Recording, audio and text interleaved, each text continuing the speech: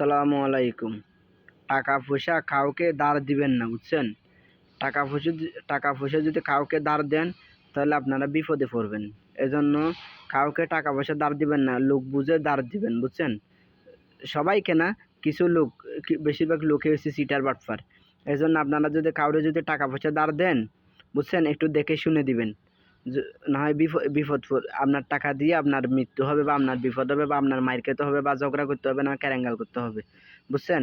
এজন্য যারা কেউ যদি টাকা চায়, বুঝছেন, একটু দেখে শুনে দিবেন, বা কোনো জিনিস বন্ধক রেখে তারপর টাকা ধার দিবেন, বুঝছেন? না, টাকা না দিলেও জিনিসটা যেন আপনি বিক্রি করে টাকাটা নিতে পারেন, বুঝছেন? এমনি টাকা পয়সা কাউরে কেউ ধার দিবেন না। কেউ যদি টাকা ধার নিতে আসে, তাহলে এর থেকে একটা জিনিস আপনি বন্ধক রেখে এর টাকা ধার দিবেন, বুঝছেন?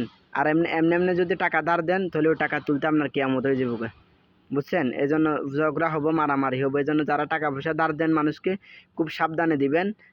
কোনো জিনিস বন্ধক রেখে দিবেন, যেন কোনো বিপদ আপদ না হয়, বুঝছেন? এখন মানুষ খুব সিটিং বাটপার হয়ে গেছে গো ভাইয়েরা।